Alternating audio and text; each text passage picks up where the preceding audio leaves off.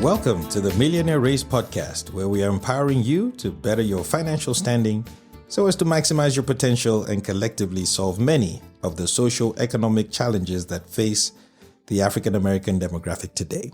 My name is Toxi Ogunyemi, your host. I'm happy to have you with us as always today. Make sure you subscribe to the podcast so that you can be alerted when new episodes come live. We're shooting to get these out every week because we've got a lot of information to get out there and many wonderful speakers who are coming on the show to tell us about their lives, how they've run the Millionaire Race, and to teach us how to run the race as well. Of course, experiences are different amongst all our guests, so some of them will be more closely geared to you directly than others, but there's always something to learn from them as they run their race. Remember, we also have the Millionaire Race email address now, the dedicated one, toxy@themillrace.com, Toxy, Toksy, at themillrace, THEMILRACE.com, where we'd be happy to get your comments, your feedback, your suggestions, your questions. We'd be happy to get those and probably talk about some of them on the show if we have enough interest in a particular topic or item. So go ahead and email us, toxy@themillrace.com. Today we'll be continuing the great interview we were having with Quentin. He's had so much to share, so many great things that we're learning from him. But one of the things that you can pick up or that you've picked up is just how much education that he has. And so I wanted to talk briefly about education and how important that is in running the Millionaire Race. So education is key in any society. Learning, knowing how the systems that we live in work and operate is important. I mean, the basics are learning how to read and write, which if we look back at when slavery ended, that's one of the things during slavery and after that they tried to keep African Americans from learning. Why? Because, of course, if you can read, you can write and go beyond that, then you can prosper. You can understand how things work and be successful, which they were trying to keep the African American population from being able to attain and maximize their potential. Keeping education away from that demographic was important, and it succeeded for a long time. It's been made quite difficult and almost prohibitive to get fully educated. And when I say fully educated, I'm talking about college degrees, right? So yes, graduating high school is great. Being able to read and write and understand some basic history and stuff and some math, calculus, that's good. But in the world that we live in today, with how much knowledge is out there, with how complex systems are and how fast we are advancing, that's not enough. You need a college degree for several reasons, which we'll go into. But a study by the Lumina Foundation Gallup State of Higher Education said that only 35% of African Americans hold an associate's degree or higher. Just 35%. That's extremely, extremely low. Now, I know there are folks who say that you don't need a college degree to succeed. That may be true, but the numbers don't lie. And right now, with only 35% of the African American population holding an associate, not even bachelor's, but an associate degree or higher, you can see why we control only 2% of the wealth. We have to change that narrative. Why a college degree? Why is a college degree important? Okay, what is a college degree? It's an award you receive from an educational institution, a college, a university, for completing a program of study.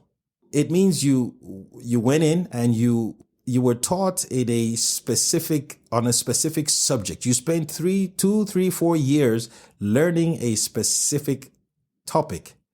And even though that doesn't make you a master of that topic, I mean, you can go beyond a bachelor's degree to a master's degree and a PhD and so on and so forth. But with a bachelor's degree, you're not a master at it, but you know enough for a prospective employer to take you in and teach you real world life experience on the subject matter.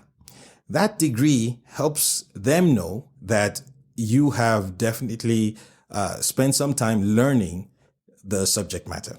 A report by the Association of Public and Land Grant Universities says that a graduate earns approximately $1.2 million more over their lifetime than someone who does not have a college degree.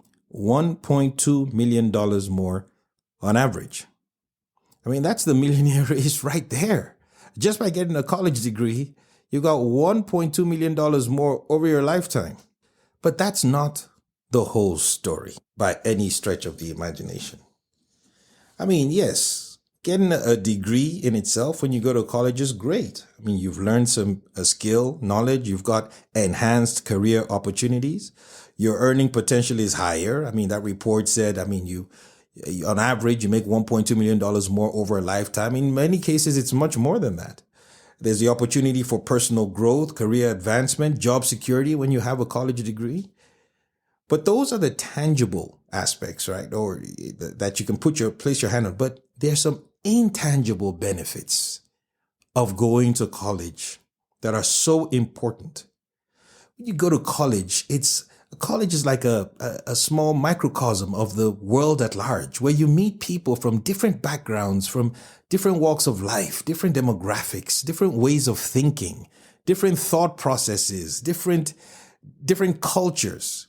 You meet them there and you have to learn to live with them, to blend with them. You get to see how they live, how they think, how they operate. You compare it with where you're coming from. You get to see if there's a better way to do what you've been doing, or if your way is better and you can improve on that, or how you can help somebody else. I mean, there's so much going on there because it's life. But it's life that you've not been, for most people, you've not been exposed to this point. That's why college is important. It gets you out there to see a little bit of the world before you actually have to step into the world with all the responsibilities that come with that. So you get to meet other people. You get to broaden your horizons. You get to be independent, learn to live independently in a multicultural, setting. I know there's some HBCUs that are predominantly one race, but still, even there are different people from all walks of life. You get to learn mental and emotional resilience. And mostly, you get to network and meet different people. Lifelong friendships and relationships are created in college. You can bounce ideas off people. It's not going to college robs you of many intangible benefits that would serve as stepping stones to your financial future. Many of the other races and other demographics that come to the United States understand the power of education, understand the power of a college degree. And they come here and it's not an option, pretty much with them. It's indeed a must to get a college degree, hopefully in a course that is in a professional course. But of course, it can be anything, right? It can be anything at all. But that's why a lot of these other races that come here, you see their children are doctors, engineers, lawyers, the building blocks of society. It's important. They understand that, and we have to understand that too. It's great to graduate from high school. That's wonderful, but that cannot be the goal. That has to be just a stepping stone to the main thing, which is to graduate from college. If we want to succeed as a group, we must attain much higher numbers of higher education. Those who came before us were not afforded the opportunities that we have today. They would love to be in our position where they could just try, apply, and get into a college of their choice. Now, I am not minimizing the fact that it is a little bit harder for us to get into these colleges. I totally understand, especially now that they've even taken away affirmative action. It shows they don't even understand where we are anymore in terms of how hard it is to get in. But we can't wait for them to fix this for us. We have to fix this for ourselves. And it starts with us understanding the need the must when it comes to getting a college degree. And then from that point, we can work on the how. Of course, the how rotates and revolves mostly around finances. As I've said before, I'm the president of a mortgage bank, and I see credit reports all the time with people with massive student loans. And a lot of them, a majority of them, are African Americans. So we do have to fix. Money plays a big role in this, why people aren't able to go to college and why they drop out of college and why even after coming out of college, they're held back because of heavy student loan debt. These are all things that we're going to work at, but it still starts from the mindset of understanding the importance and the need for college. We want to stamp out that saying that, oh, I'm the first person to graduate from my household with a college degree. Let's make that history.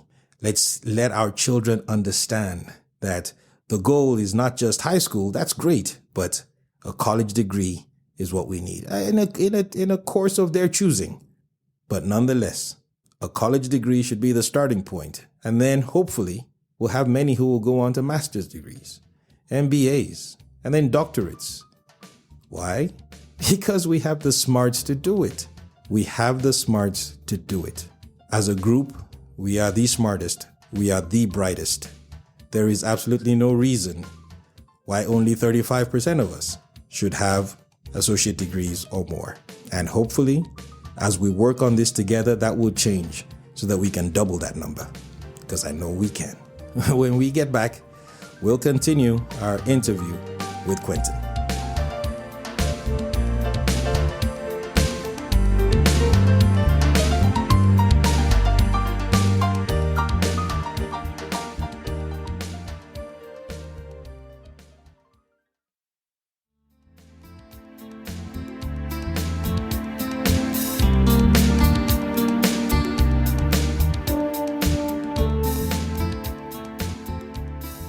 So continuing your journey, you've got your PhD, you're working.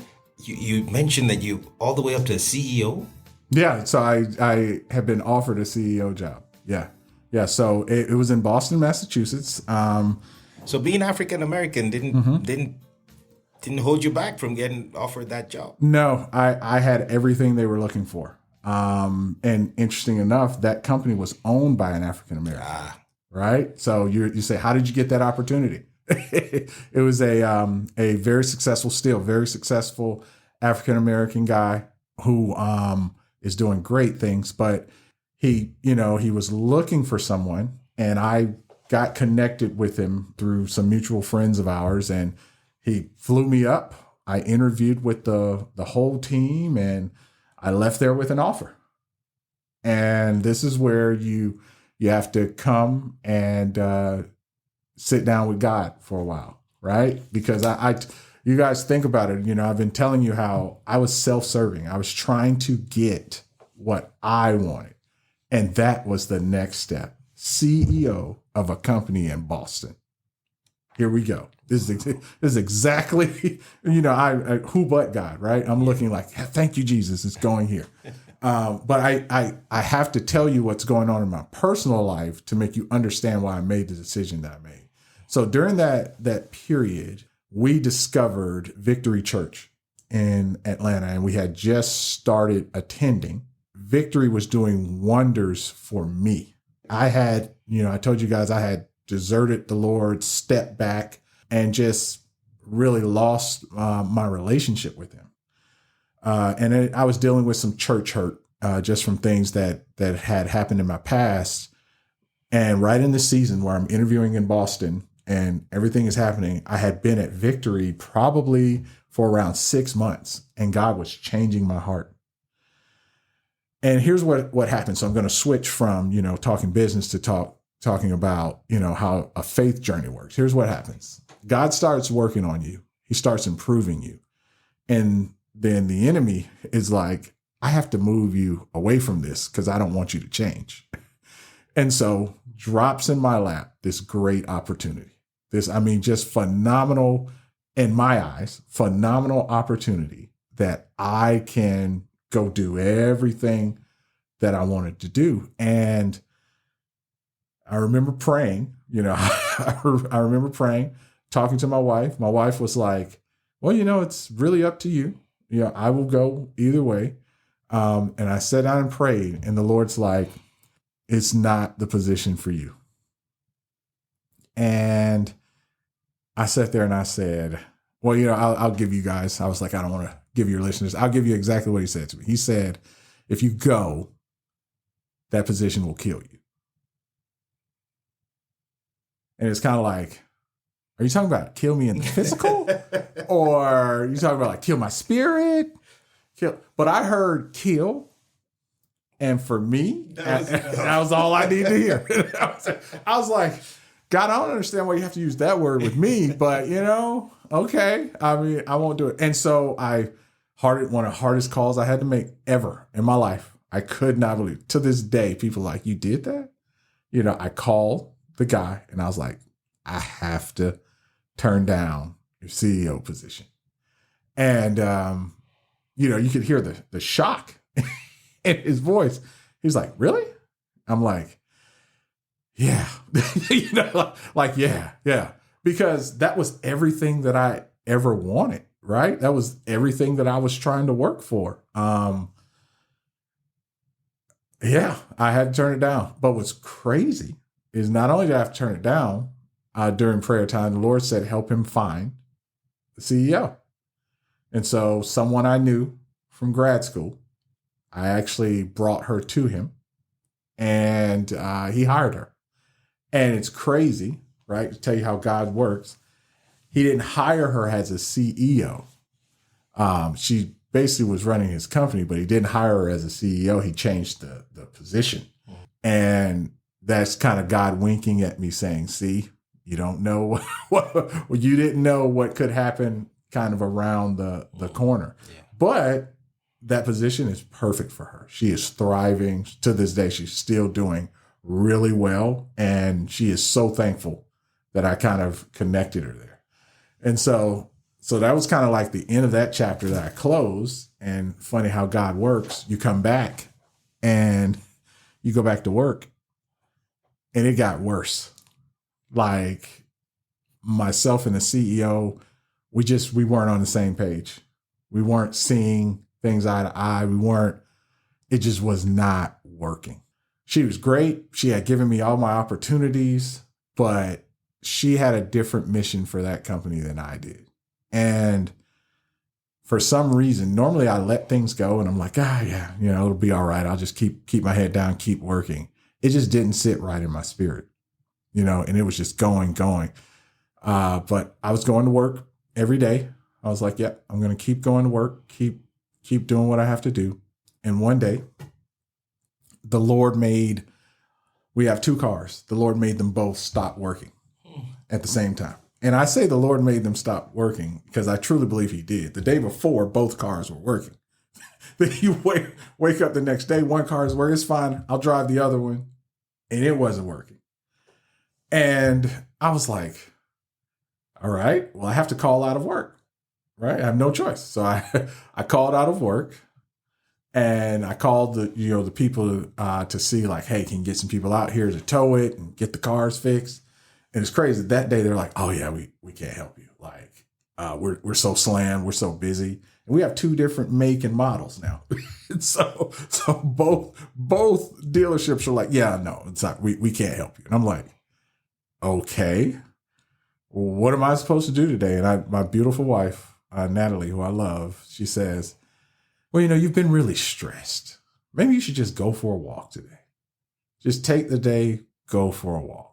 My daughter at the time was around, get close to 1, headed to the daycare. And, I was like, we had some friends pick her up and take her. And I was like, okay, well, I just have an open day. So, man, I went and I went for a walk around my neighborhood and I kept walking and I kept walking. And I was looking at beautiful trees, looking at houses and just different things and talking to God just about how did I get here?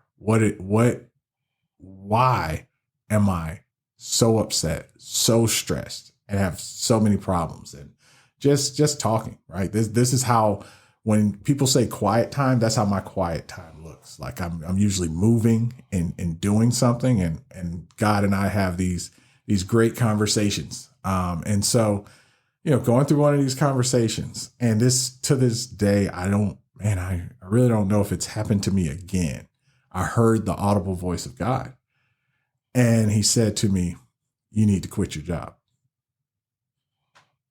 And I stopped. I said, "No." I just bought a house. I have a baby. At the time, my wife wasn't working. I was like, no. Yep. Yeah, kind of that get behind me, Satan moment. It's like no. Like, no, I'm good. I'm just going to keep going. Kept walking. You need to quit your job. By this time, I've turned around. I'm looking. I walked by this park. So I know people that were like, what is wrong with that guy? like kind of what is he doing? And so then, man, I kept walking, and I did miles this day. Like I walked for miles. I think it was like 8 to 10 miles. Like I was just, because I just began to argue. I was like, there's no way. We have a mortgage. We have my daughter. We have all this stuff that we need to do. There's no way. And he's like, quit your job.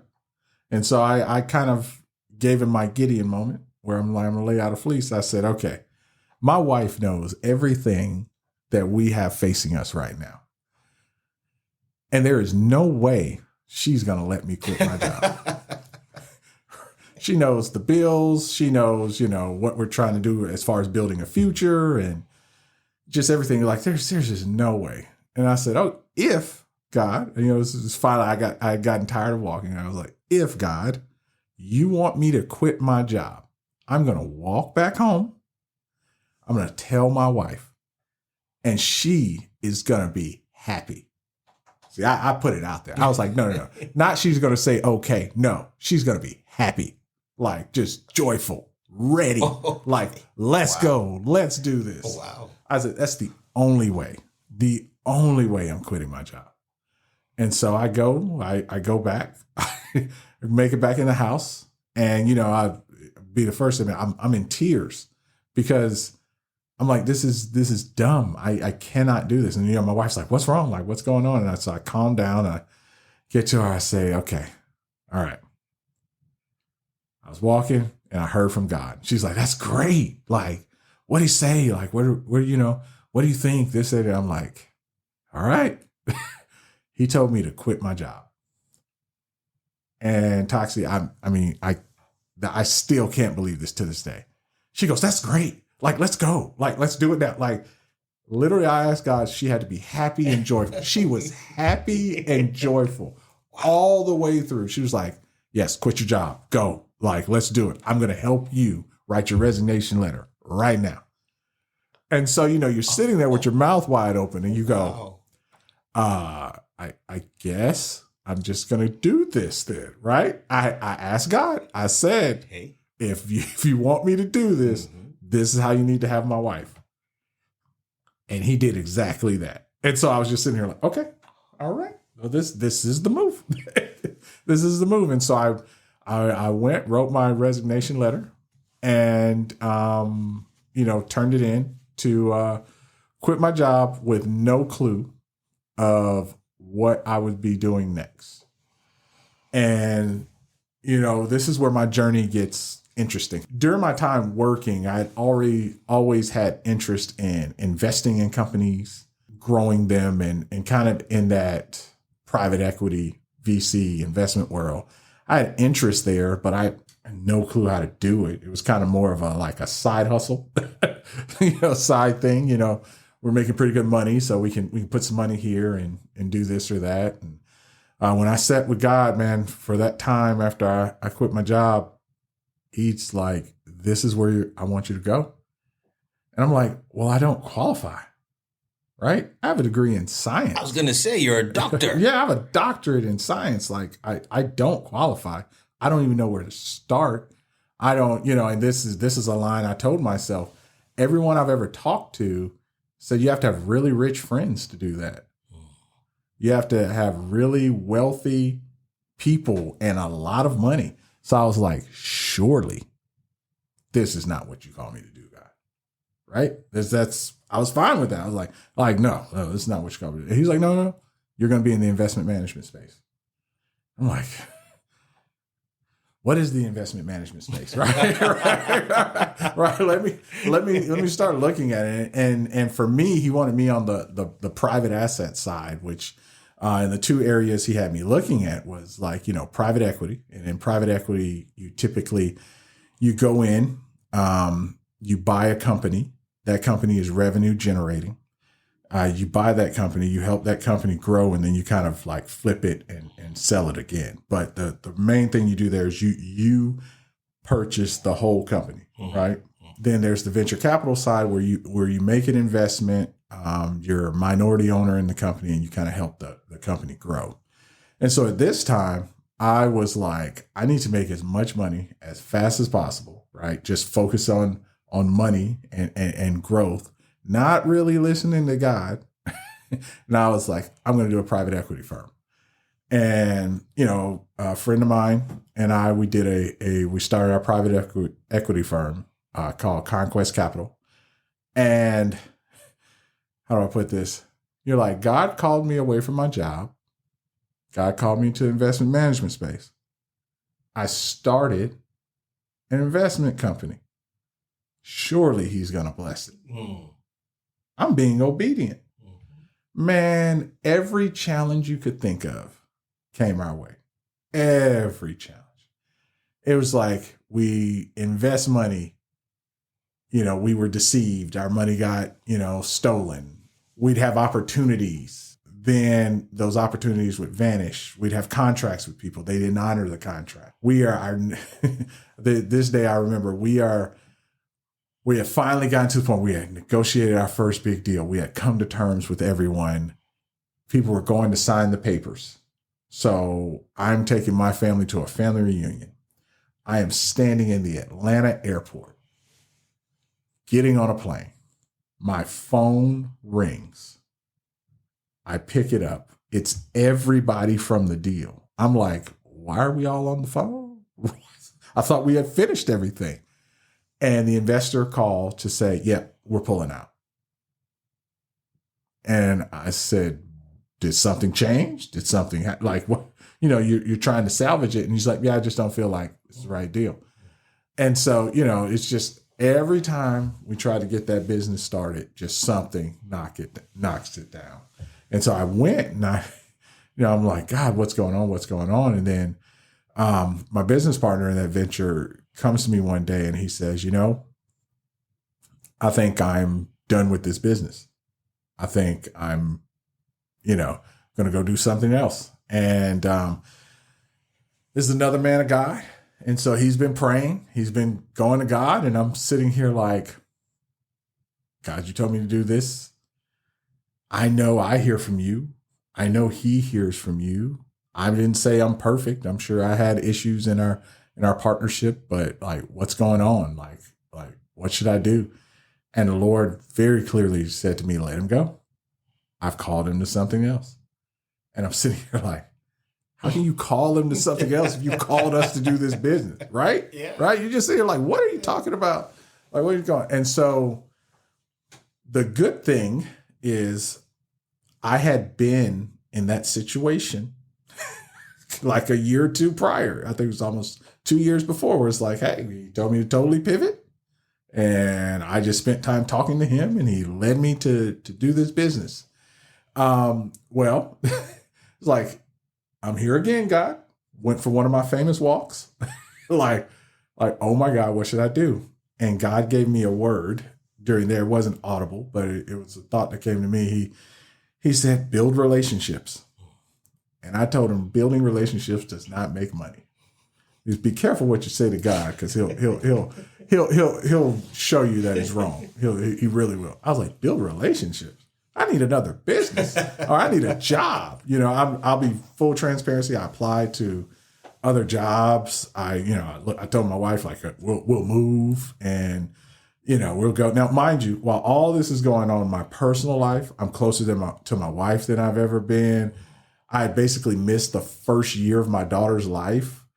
I was there every day for everything now. At church, I joined our business ministry, and I was meeting like-minded guys, really connecting, becoming the man that God has called me to be.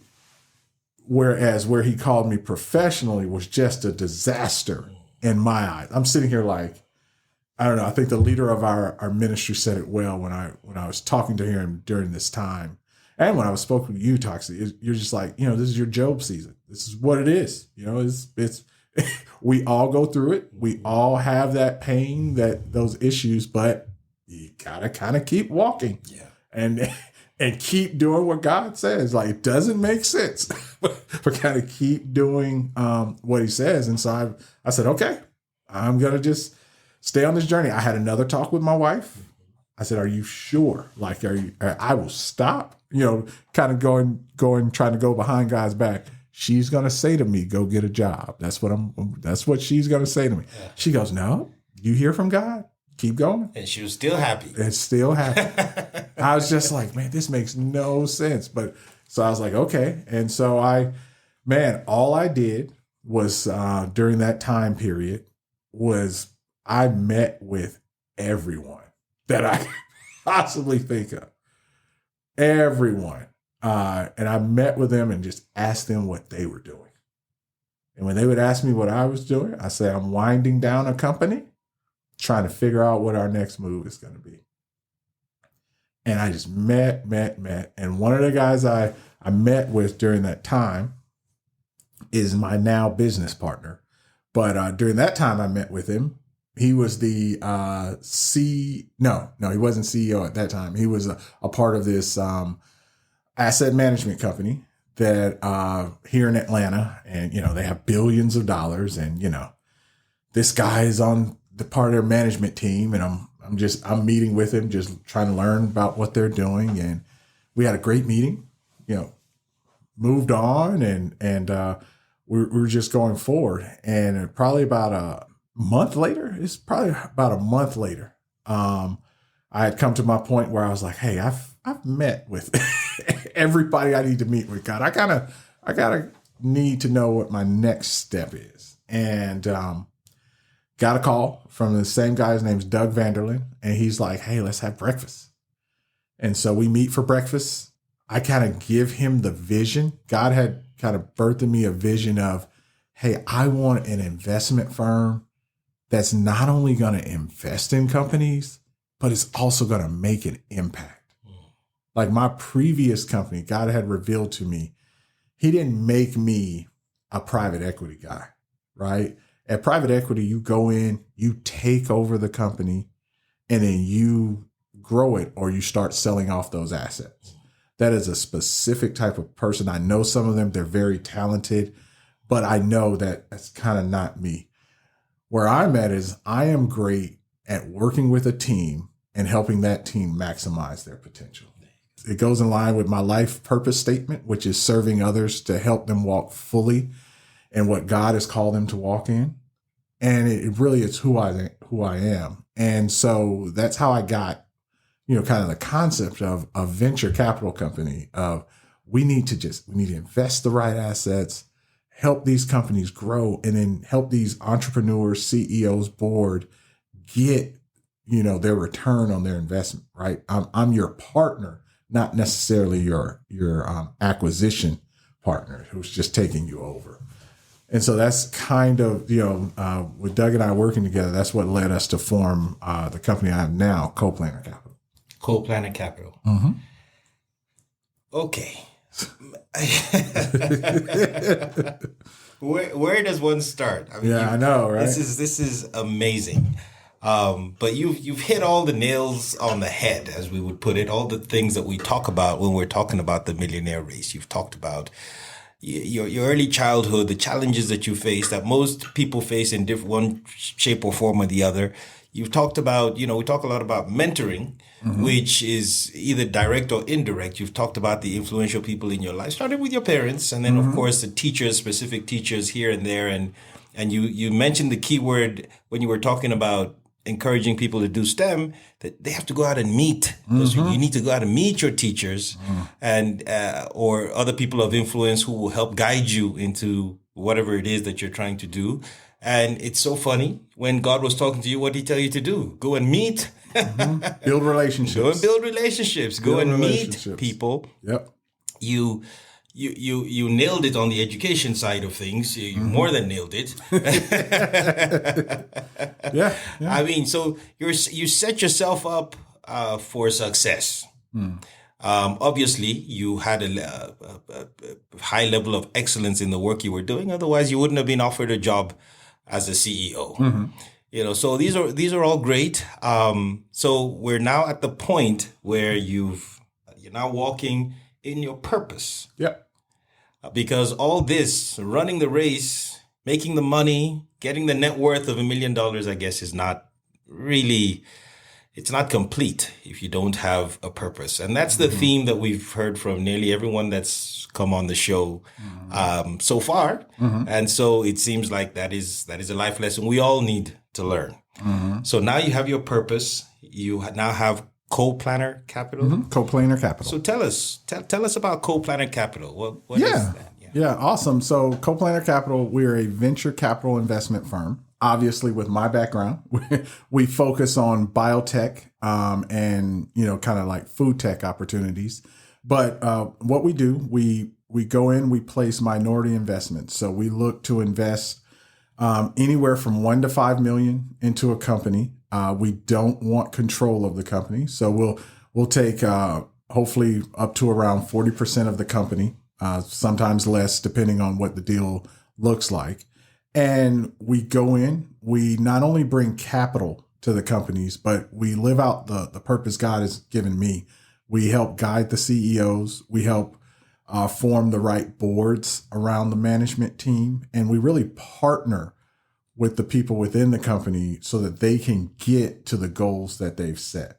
Whenever we're analyzing an opportunity, we come in and we look at 2 areas. One, how big of a market, right? Because listen, everybody will tell you they want to be the greatest thing in the world, but you have to start with the ability to make a lot of money doing it. So are you making a product or service that is going to actually have the possibility of generating a huge amount of income?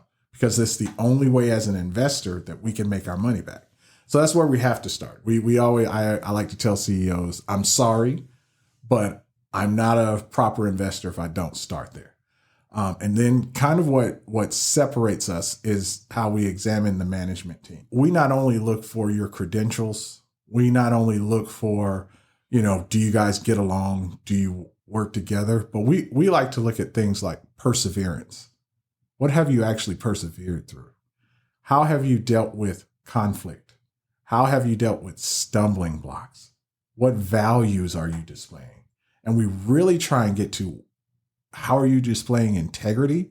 But at the core of it is, are you a management team we can trust?